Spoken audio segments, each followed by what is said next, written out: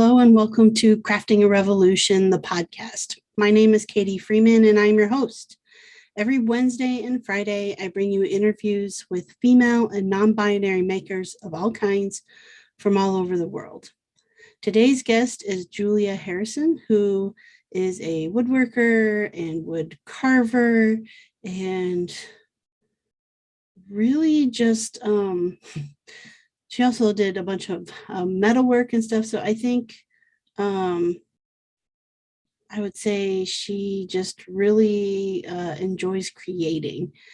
So great time chatting with her. She's currently in residence at Penland. So we chatted about that and the experience of kind of going through the process of getting there and such. So great interview to bring to you today. Before we hop on into it with Julia, I want to give a big shout out and thanks to the Revolution Pod Squad over on Patreon.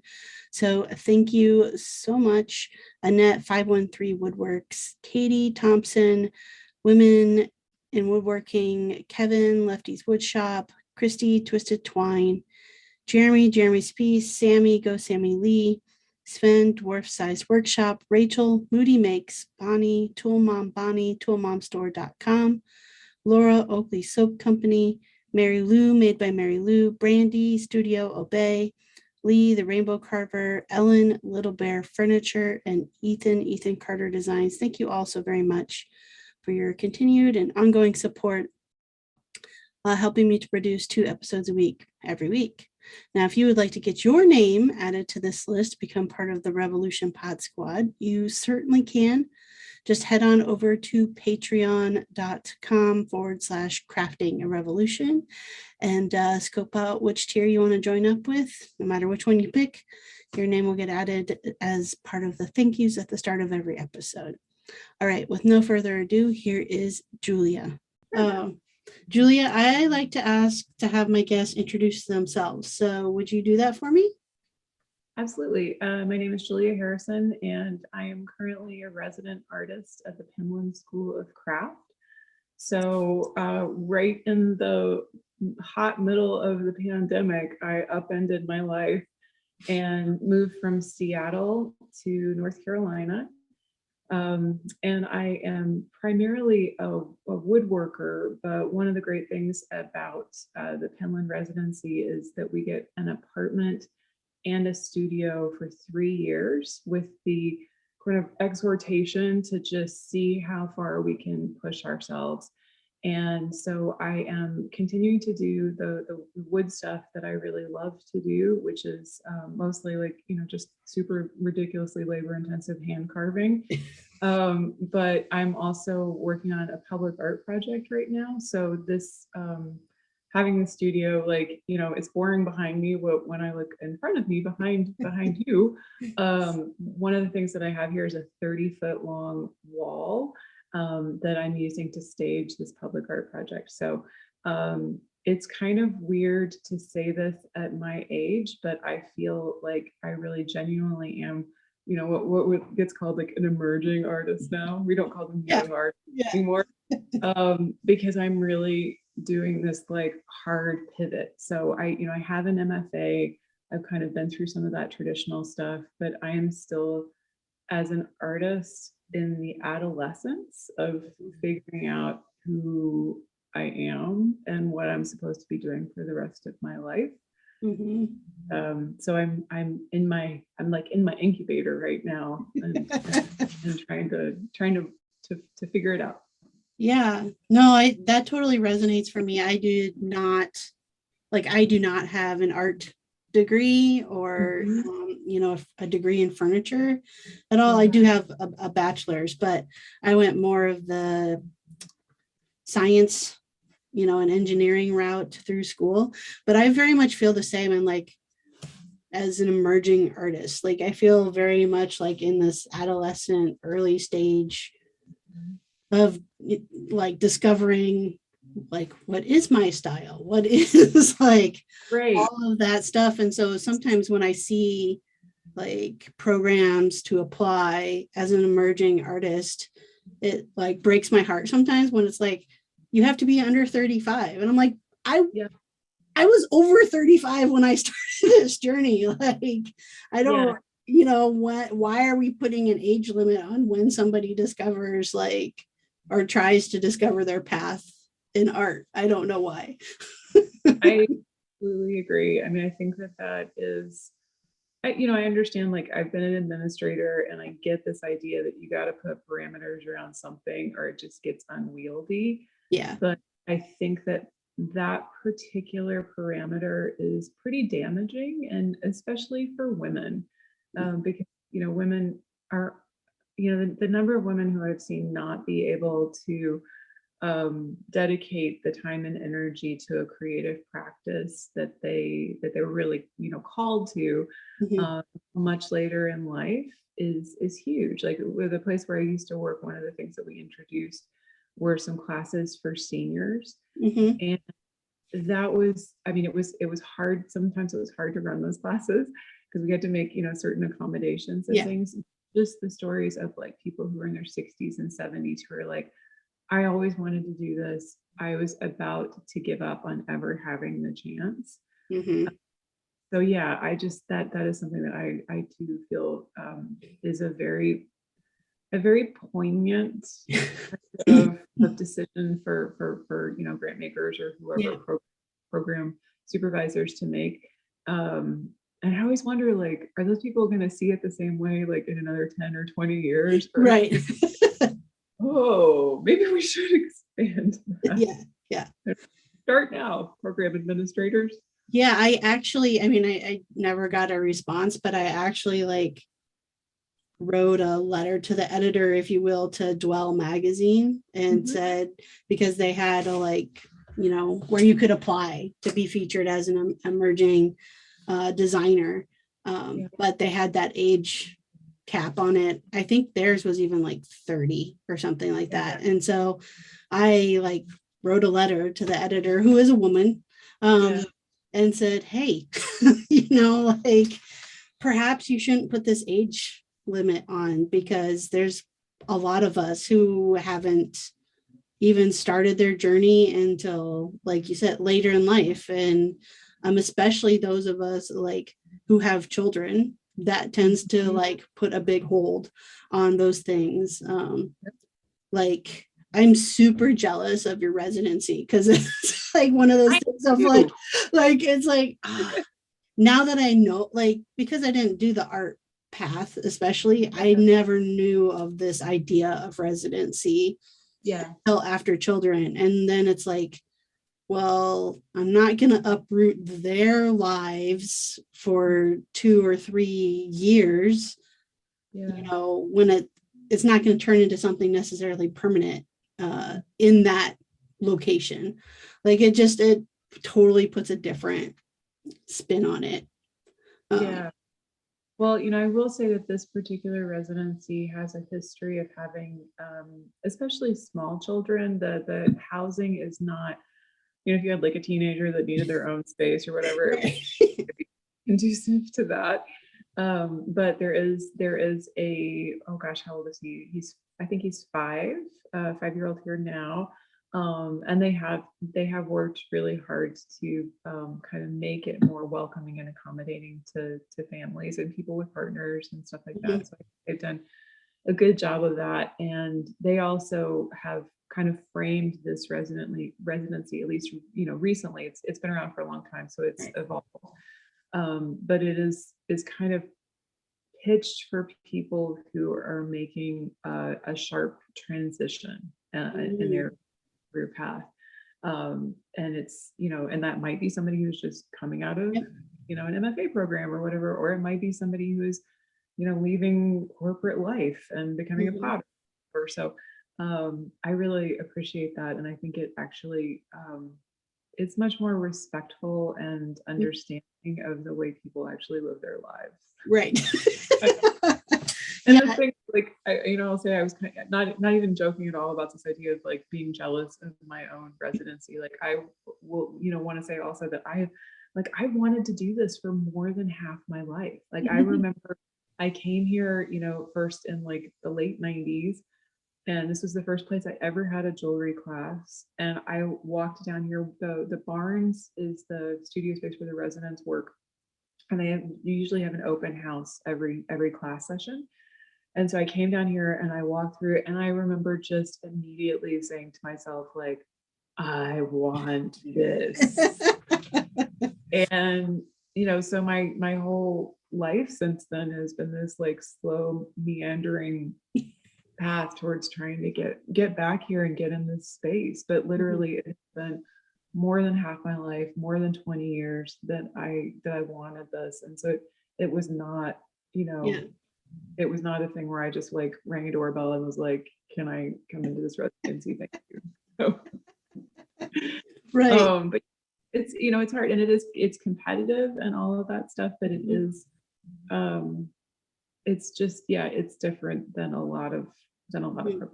But there's tons of these residencies out there, and they're so wonderful. And like, even with you having kids and a career and all of that stuff, like that experience of, whether it's for a week or 2 weeks and not necessarily for 3 years, Right. of someplace else, and like hitting the reset button is amazing. And not to tell you what you should do, but yeah, I just think it's great. And I think for anybody who has that kind of itch in them, at the very least, look into these things and like write a couple of applications, even if you don't send them. That I'm a real firm believer in the idea that the process of writing an application, whether you get it or not, whether you send it or not, is a clarifying process. And it lets you like try on this different thing. You get to the end of your application and you're like, wow, I feel like I just wrote 4 pages of like total lies. Right. Or this sounds this sounds terrible. But I think that can be a really valuable exercise. Yeah. Hey makers. So today's podcast episode is sponsored in part by Alicia Van Osdal, who is the owner of Basil Blue Design Company. Alicia is a maker of all things, really. Her focus is on beautiful craftsmanship through woodworking, repurposing, refinishing, art, and sculpture. Her background includes 30 years of graphic design, logos, and branding.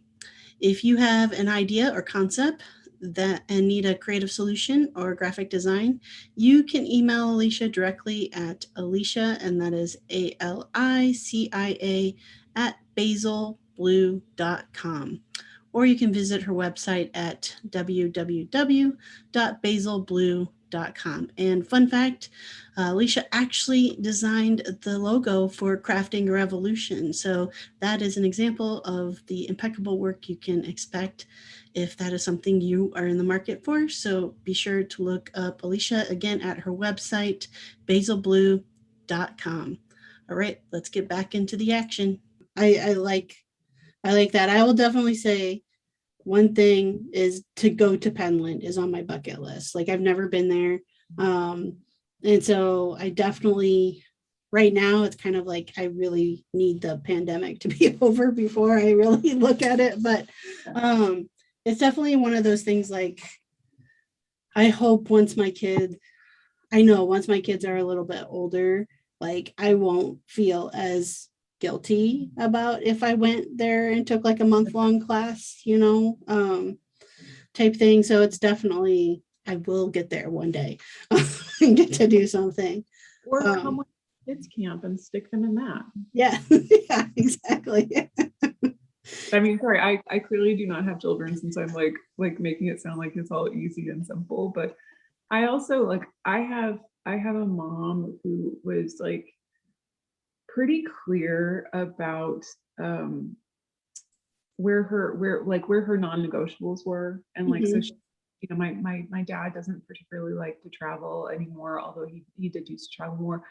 But like when they got married, my mom basically said like, I will be going on a trip by myself like at least once a year, thank you. And like, and he's done that. And like and I don't think guilt is particularly in her emotional repertoire. But I think that as a kid, like sometimes I would be like, oh, where's she going? That's her thing.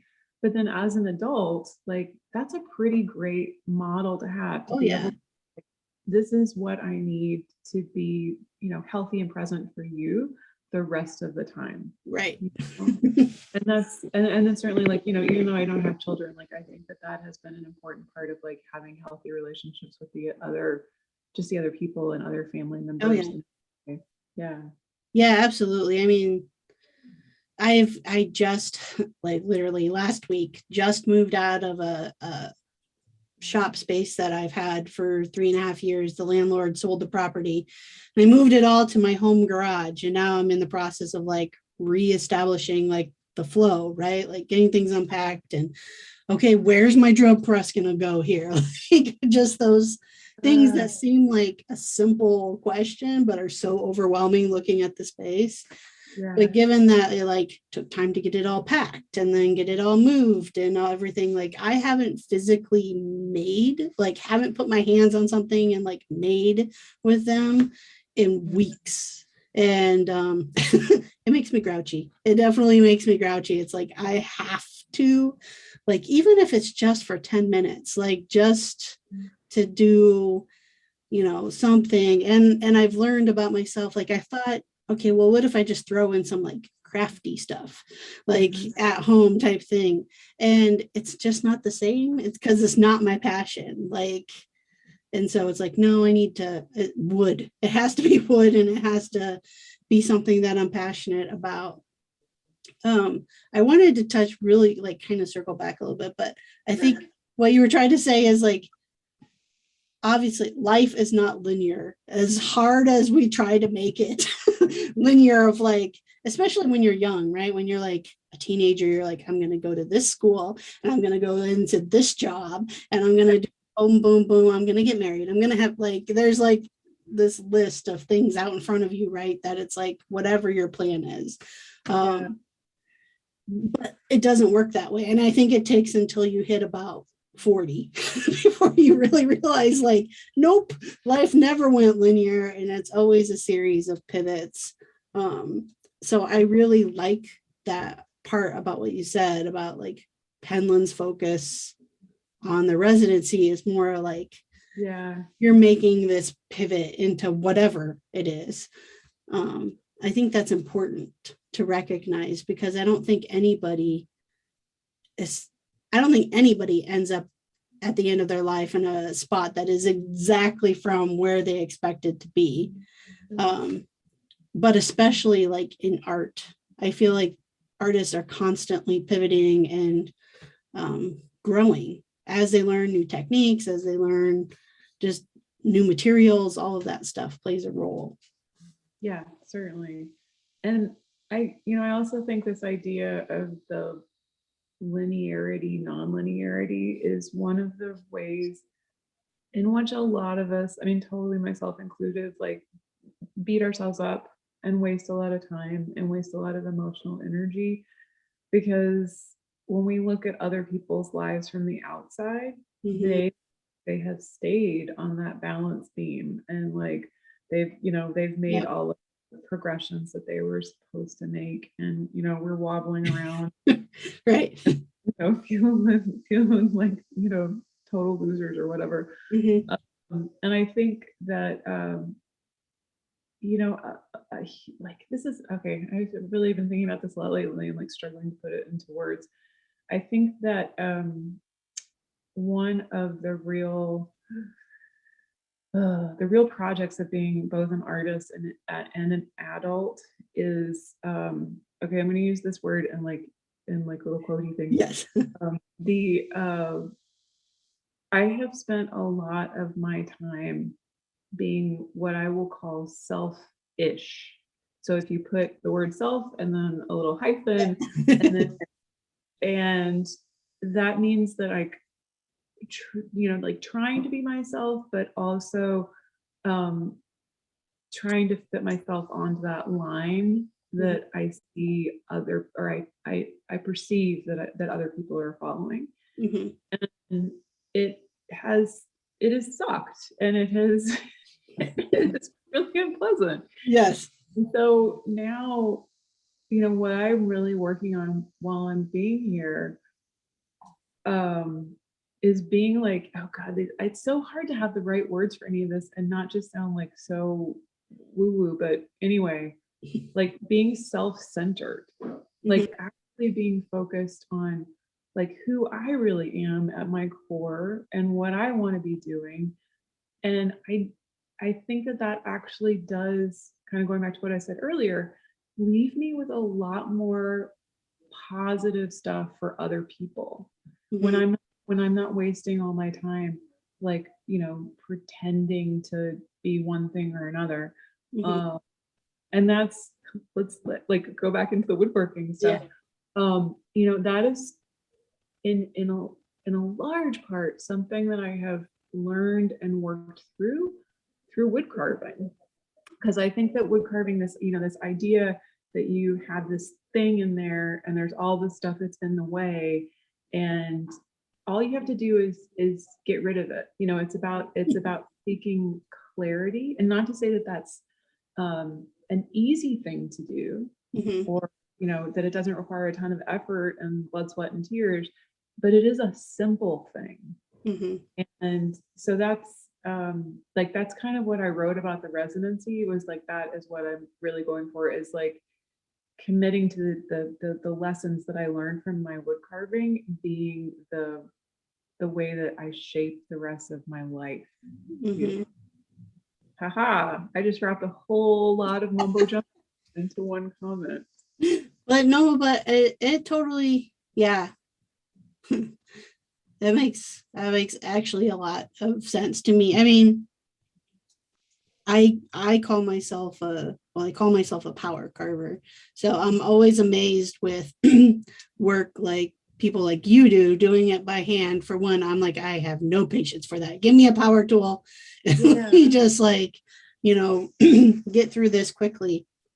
But um it took me a very long time, and I think it's probably going to take me to the end of my life to discover my true voice in carving. I'm much further down that path, now than when I got started. When I got started, it was more of imitation of what others were carving. Like I knew I wanted to make like sculpted furniture. I knew that. So then it's like, okay, then I'm looking at other people's version of what sculpted furniture looks like and trying to imitate that. And now I'm away from that, right? It's like, no, it's my voice that I see in my pieces. It's like what I envision for that piece. But it's interesting to think about that in the life aspects. Because right now, personally, I have a lot of stuff going on in my life. And what I have been doing during this move is I've literally been chucking pieces of wood into the fire. Like, I don't have, I do not have the bandwidth to even like try to imagine this piece anymore. Like, it's just like, and so when you said that, I was like, oh, that's what's going on. Like, you know, like pieces that I had been like lovingly setting aside, chunks of wood I've been lovingly setting aside for years. I'm like, nope, in the fire. I just don't have the capacity for it right now. Yeah. Yeah, I think that for those of us who do a lot of different kinds of techniques, like you're fabricating things and doing all that. And I do the same thing. Like I have a degree in metal. I have 2 degrees in metals actually, and so I can solder things and Mhm. things together in a bunch of ways. And I do that. I use a lot of different techniques, but I love making things. Like I like having an object. Mhm. But what the difference for me is very clear is that I make things that I want to have, right? I make stools or Mhm. jewelry, whatever, but I carve the things that I want to think about. Mhm. And so for me, carving time is, it is slow. And sometimes when I try to put a price on things, I'm like, what in God's name am I doing with my life? But I I so value that that quiet time to really sit down and think about things. And often the things that I'm carving about Mhm. are things that are really not very fun to think about. Like I'm doing this series right now that's all dead leaves. And it's very much about life and it Mhm. being ephemeral and trying to learn, particularly a lot of the people that I care so much about who have always been the strong people in my life are becoming more fragile, Mhm. trying to learn to have patience with that and not get frustrated with it and to a certain extent actually see the beauty in it. Mhm. And that's what carving those dead leaves is allowing me to cultivate. Mhm. So in the end the thing is just kind of the husk of that experience. Right. And yeah, so you do your power carving thing is, like if that works for you, that's awesome. But if you need some like, a quiet minute to like really, really like kind of reset your observations Mhm. and stop being judgmental and like, trust a process or whatever, like I think that there's very few things that are better for that than doing a little hand carving. And when I do that, when I do a little, like just like you, I get a little like stir crazy if I don't do something every day. Mhm. But even if I sit down and hand carve for like 10 minutes a day, like I'm a better person. Yeah. Yep. If I do that. Yep. Hey, Pod Squad. So, this week's episode is brought to you in part by me, your host, Katie Freeman. I am super excited to start providing some virtual classes for some of the things that have taken me years to learn and perfect. And I want to share that knowledge with you, starting with Wood Stain Rockstar, going through how to add bright, bold, and beautiful colors to your woodworking projects. It's something that I really love doing. It just kind of adds a little spice, adds a little something to that project. And so I really want to be able to share that knowledge with you guys. If this is something that you would like to do, or this class you would like to take, you can find the link actually in the show notes for today's episode. I'm trying to make that as easy as possible for you to check out. And if you use the code ROCKSTAR at checkout, that gets you an extra 10% off. All right, let's head right back on in to the episode. Which is so weird, when you're thinking about like I'm just like I'm stabbing this thing like over and over. But yeah, maybe that's part of it too. It lets out the aggression. Yeah. Well, I mean, yeah. I guess that's where I've moved from in my power carving journey of being focused on, okay, I'm gonna make this thing to sell, to I'm making this thing because I want to make this thing. Like, and I have a vision for it, and I really don't care if anybody else likes it, but it's like something that I want to make. And I've actually spent most of this year focusing on smaller pieces of work that, like, in the end I've raffled them all off, and I don't really care how much the raffle ends up coming through for.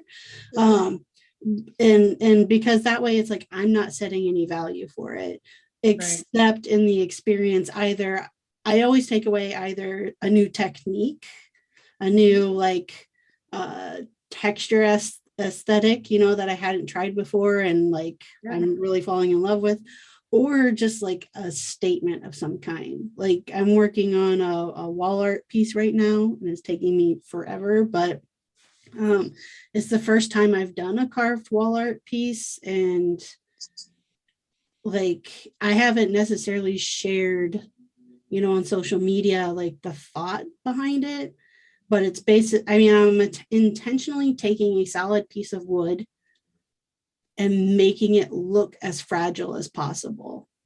Um, like I'm carving a bunch of holes in it. Like it's meant to look like very ragged and fragile and brittle when it's done. And to me, that's my perception of like the world right now. Like everything is extremely fragile, but if we dig down, we can kind of find the bones and the things that connect us that make us stronger than what we feel like we are in the moment. And so like stuff like that I never would have done before if I was focused on like this has to make me money. Now it's like, no, I still want it to make me money, yes, but I also need to like take the time to explore like art to me and explore techniques and all that kind of stuff. And if I don't do that, then I'm never going to grow and I'm never going to get to a place where people may eventually pay me for doing this stuff. Right. And, which is not to say, I'm sure for either of us that we're like down on anybody who does make money with their work or focuses on that or doesn't have the leeway that we do to kind of pull back and do something that's ridiculous and isn't going to pay us back. But, I think that there's also a way in which, particularly like you're saying, when you do these things that are raffled off or going out into the world and introducing, kind of something new, that I again, it's that selfish thing where if you are really putting what is best and most vulnerable of you out into the world, then I don't think that's ever a bad thing, right? Right. Yep. I am grateful to have this the privilege and the financial stability to be able to do that. But I think that it is also, bringing your best to the table is what we should all be striving for eventually. Yeah. And I love this idea. That's been a really exciting thing for this last year to see artists coming up with new ways to use their work to call attention to causes that are important to them, to raise money, raise awareness. Yep. I think that's a really fascinating thing that has grown out of this terrible year. Yeah. Like, Yeah. I would love to see more people talk, openly and strategically about how to do it in like the best possible ways. Like horrible stories about people ending up with these like huge tax bills, right? Because they, the way the donations that they set up were like came through them. And so they, even though it were just like a pass through for that money, then they ended up having to pay that, 30% self-employment tax on all that stuff. It's probably a conversation for another time, but I do think that artists should start. That's like the next level, right? Is getting smarter and sharing that information about how to do that stuff. Yes, that's why I've said several times on the podcast too. I think that for everybody who goes through art school and gets a specific art degree, I think that business classes should be a part of the curriculum for art students, because it's amazing you can go and create these bodies of art, but if you do not know how to, unfortunately, to monetize it, then that's not going to be what you get to do every day, because you can't support, like, you have to be able to support yourself. That's the end. At the end of the day, you have to. And so I think it's a little bit of an injustice for art programs to not offer even just like entrepreneurial type like classes, because you are your own business. So, and I don't know how much better that's gotten. It's been like almost 20 years since I got my MFA, and we had little to none in the way of like business education. But the idea at that time was that we were really being molded to follow the same path that our professors had followed. And that was also incredibly damaging. But yeah, this the idea when we were in grad school was that like to to even think about doing anything other than being a tenure track professor was heresy, right? Right. People would just be like, like, shocked. And even at that time, do the math. You have how many tenure track positions for like Right. the 12 to 15, Yeah. people coming out of your program. It like never, it was setting people up for failure. Right. But I remember one of the like meanest things that one of my professors said to me was a sculpture professor, and he looked at some of my work, and this is back in like 2003 or something. He looked at some of my work and he said, I have every confidence that you will be able to earn a good living selling your tchotchkes at local boutiques. And on the one hand, I was like, wait, he kind of meant that to be mean, but then I was like, ooh, I could sell my tchotchkes. Like, because we hadn't really talked about that in school at all. So no, I absolutely think that that's true. And I think there's so many components to being a professional that people are left to muddle through figuring out. And I think it's a huge shame. And I really appreciate, like, so I do a monthly newsletter now, and one of the things that I try to sprinkle in there is some of the professional development stuff that has either been really hard won for me or has been particularly valuable.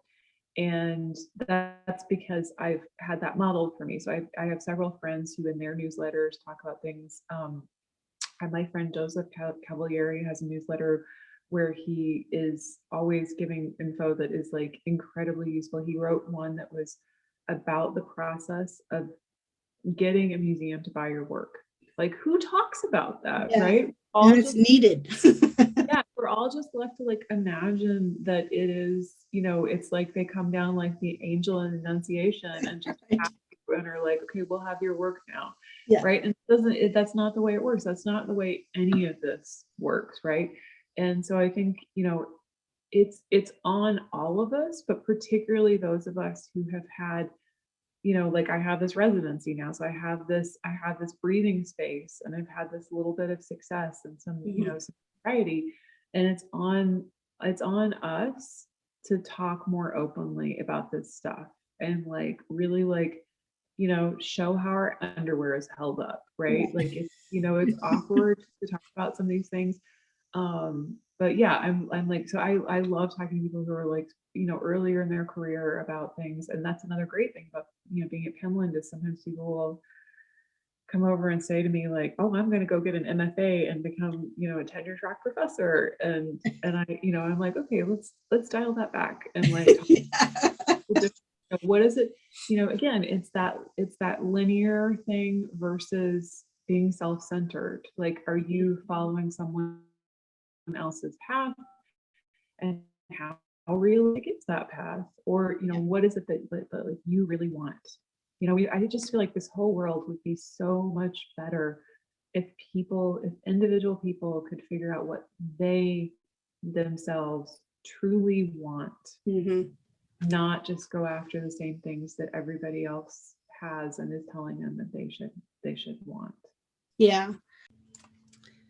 Hey makers, today's episode is sponsored in part by toolmomstore.com. At toolmomstore.com, you can find any and all tool-based merchandise for all genders, all sizes. They've got mugs, they've got shirts, all kinds of cool stuff. I have one of the shirts myself that has the hashtag woodworker on it.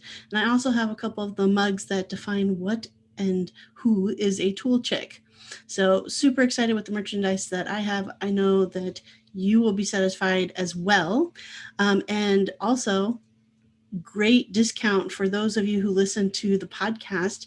At checkout, if you enter the code MAKERMOM, you will get a 20% discount off any of the merchandise that you buy. So that's just toolmomstore.com. All right, let's head back into the action. I was listening to a podcast the other day. It's Glennon Doyle's podcast, We Can Do Hard Things. Yeah. I really love that podcast, but I don't remember the specific topic they were on, but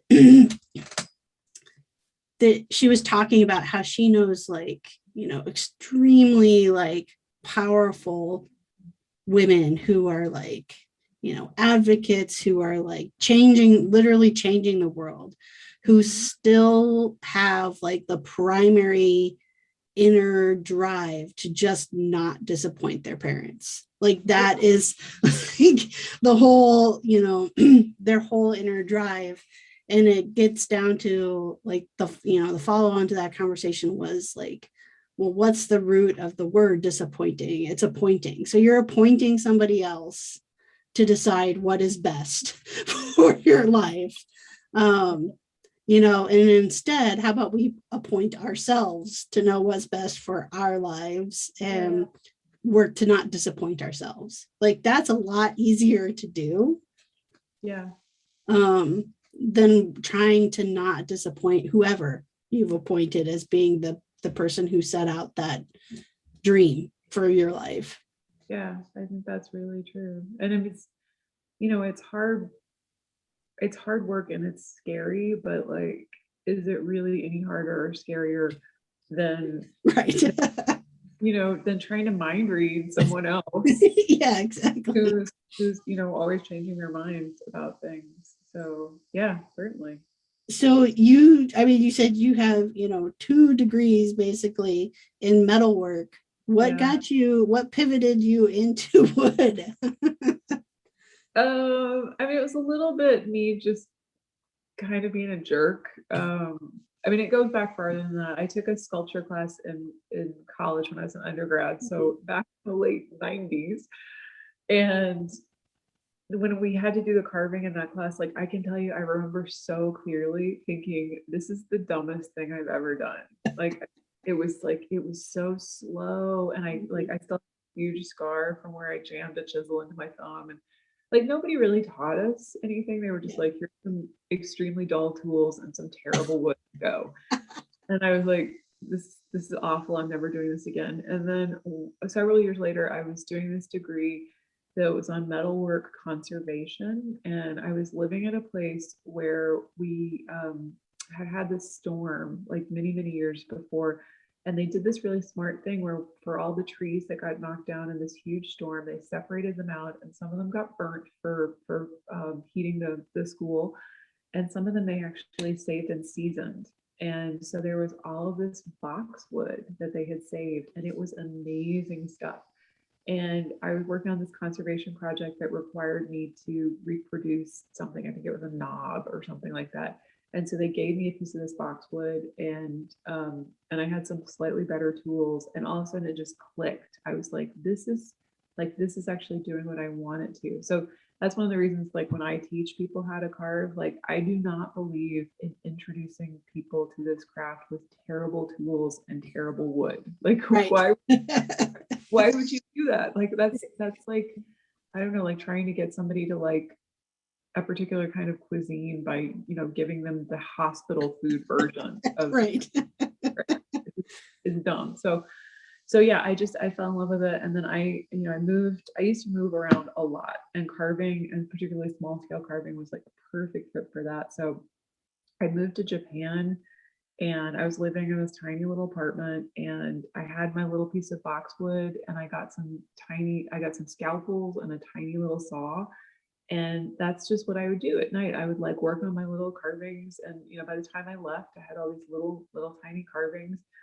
And then when I went back to grad school to do my MFA in metals, I had as you can tell, like I'm kind of a contrarian and I don't really like authority. So I did not, it was not like a happy, easy time for me.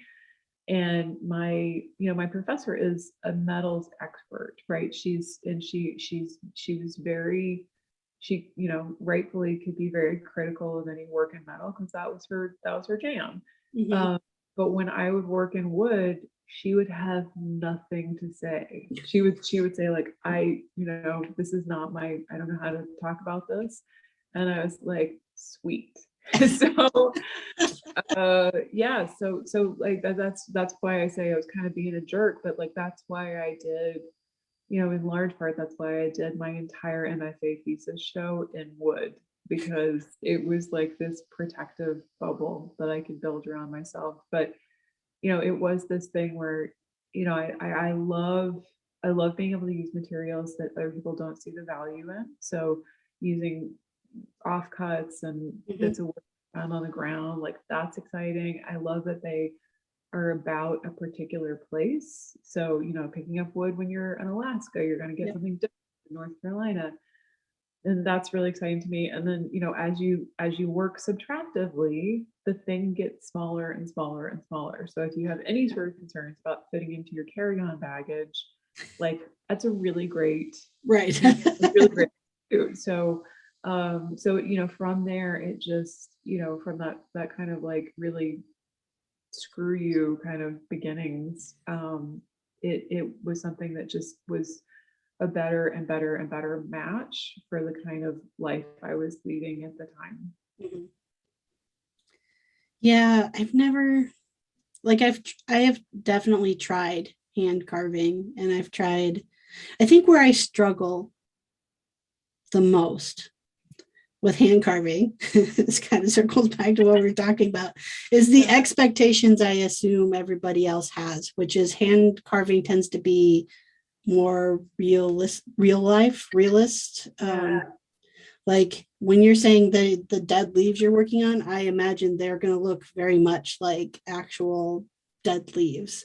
Yeah. And I don't, I have struggled my whole life actually thinking that I have any art capabilities because I cannot sketch real life. I cannot draw real life. And so that's where I've struggled with even like the idea of hand carving, because it's like have a very hard time getting realistic like animals or any of that from it. It's more free form, organic curves and shapes that I like to work with.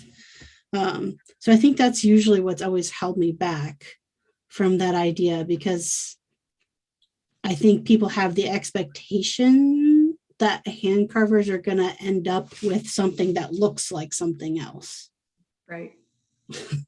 I think that there's a lot of that work out there, and I certainly am contributing to that pool. Like a lot of my Yeah. stuff is, is almost like photorealistic. I have a Yeah. piece downstairs right now that somebody almost threw away one day because they thought it was trash. That's fine. Um, and for me, that whole like trompe thing is interesting, but only so far. Like what I'm really doing when I carve something that is as realistic as possible is I am training my sense of observation and trying to dial down my judgment. And that's the reason that I'm doing that is like I am trying to work into doing more larger scale portraiture and you know figurative work. Mm-hmm. And so when I take something like I'm looking right now and there's a brown paper bag and a milk carton sitting over there and they look pretty realistic, right? And the reason that I do those is because I take an object that I think I know. Like you think like, oh, I know what a brown paper bag looks like. I know what a milk looks like, Right. right? So it's something that you take for granted. And when you start actually looking at it, you realize how that's just a load of crap. Like you don't know this thing at all. Like you were seeing it again for the first time. And when you start to look at things that way, you don't gloss over things. So I'm trying to like really approach these objects in like a completely new, open-eyed, democratic way. Instead of saying like, oh, that detail is not important. I'm not putting these details in because I'm trying to fool anybody or, show off or whatever. I am trying to train myself to not rule anything out so that when I start working like, on faces, Yeah. like how often have you ever seen a portrait of somebody that's just like eyes and lips, right? Because the Mhm. rest of the stuff is either too hard or too boring, right? Like, I want to train myself to be just as interested in like this part of their cheek as I am in the pupil of their eye. Like Mhm. that's what I'm going for. So I have definitely, I feel like, contributed to this like tyranny of realism that you talk about. But I also think it's, it's not, even though I do it, it's not because I think it's the best way or the only way. A lot of the art, like, I think that what has really saved me in a lot of cases is a study of art history and the art from other cultures. Mm. And particularly living in the Pacific Northwest, like there's not a day that goes by that I do not miss like seeing all the native art that was around me there. There were things that I saw on my walk to work every day. And if you beat yourself up about any perceived deficiency in your work, one of the best antidotes to that is to find work that you believe to be beautiful and successful that makes an asset out of that. So when I first moved to Seattle, one of the things that I was trying to do with my work was to make my work as symmetrical as possible. And I couldn't do it. Like, and I don't really like measuring, so I was still just eyeballing or whatever. But when I started looking at like masks from Kwakiutl culture, Haida, and these things that when you look at them, they look symmetrical and they're powerful. They're really Mhm. amazing. But then if you actually like shift your angle and like think about it in kind of like a graph paper way, they're not symmetrical at all. And it just that simple thing like really freed me up to just be like, whatever. Like as long as it has the impact that I'm going for, the mathematics are Mhm. do matter. And then there's a lot of work that I consider to be much more successful than my work that is not realistic at all. So, on the one hand, like I love super realistic things like Grinling Gibbons and Grinling, his that jabot thing, like Mhm. fine. But then there's other people, like there's a Japanese carver from, oh God, like the what 16th century named Inku, who was one of my absolute favorite carvers of all time. And some of his pieces, like if you just glance at them, you might think that they were just like a stick that a dog chewed on. And you have to start looking closer. But he would do these things. He was a monk and he lived at a time in Japan where people were like now going through a lot of shit. And he Mhm. like go around and he, as part of his like kind of practice of ministering to people, he would make carvings, particularly of religious figures, and he would just leave them behind. And so I can't remember what the estimate is on them, but like this, there's thousands of pieces that this man made and just sloughed off in his lifetime, just and they were meant to give people comfort. They were, meant to be objects that could like help people like kind of focus their attention. And they're really rough and they're really crude, but they have so much life and like so much compassion in them, Mhm. that it just doesn't matter. So yeah, so I would say if you feel like that is is a yardstick that you are holding yourself up against, go and look at some different yardsticks because they're out there and Mhm. they're way cooler. Yeah, thank you for sharing that, and especially the Japanese artist. That reminds me of I had, and I'll probably still do it. Again, this is a bucket list thing, but I've often thought, um, like I like to go hiking on trails and stuff in our area, and I've often thought like I have a cordless angle grinder. What's to stop me from like, there's always all these down trees and stuff to like carve a seat out in one of these trees for somebody to like just stop and take a rest or, carve a thing along the way that's not like expected to Yeah, be part of that. So yeah. eventually, someday I will do that because I think Do that there's it. value in it. Yeah. Yeah. No, I think that is a lovely thing. Like to not know who your audience is going to be, but know that it's going to be a person who pays attention and Mhm. that you are rewarding them. You're giving them this little treat Right. for paying attention. That's a wonderful thing. Yeah. So we're actually, this time has flown by, Julia, but we're actually at the end of our time together. Thank you so much for inviting me to do this.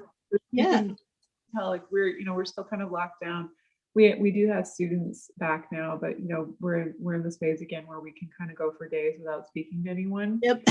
So yeah, thank you for giving my cabin fever a little bit of an outlet. I really appreciate it. Absolutely. And I do want to give you a chance to let people know how they can find you and find your work. Yeah, the best way is probably my website, which is juliaharrison.net. And through that, there is a sign up for my newsletter. I send out a newsletter once a month. And as I mentioned earlier, it's kind of a combination of like what's going on with me, some deadlines that I think are maybe of interest to people, and then also a little bit of professional development stuff. So if you are somebody who is early career or just kind of trying to look for a new perspective on your practices, that might be useful to you. And I'm also on Instagram, and there it's by Julia Harrison, by Julia Harrison. And yeah, I'd love to see you. Excellent. And I'll include the links to both of those in the show notes so people can easily find you. And thanks again for chatting today. Awesome. Well, enjoy the rest of your day, and I look forward to being in contact again sometime soon. Yeah. All right. So again, that was Julia, and I'll include the links on how you can follow along with her in the show notes for today's episode. Easiest way to find that is just to check out the description for today's episode on your podcast app, or if you happen to be watching this on YouTube, check out the description down below, and you'll find the links on how you can follow her, as well as the links to that first virtual class of mine, Woodstain Rockstar. If you enjoyed today's episode, please make sure that you subscribed and make sure that you're sharing this with your friends. All right, we're aiming for, I've got the Revolution Pod Squad, we're working on hitting 10,000 downloads a month. Once we do that for our first month, I will set up a live podcast recording, meaning live audience, and also get Ashley Minnie there to perform the theme song live for the podcast too.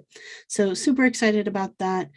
Help me get to that 10,000 downloads a month by sharing with, 2 or 3 of your maker friends, or even your non-maker friends who just enjoy hearing a good story. When I am not interviewing and making podcast episodes, you can find me designing and making furniture and other home decor over at freemanfurnishings.com and at Freeman Furnishings across all the social media platforms. I'm active on a daily basis, though, over at Instagram at Freeman Furnishings. So come on over, say hi, say you listen to the podcast. I always love hearing that.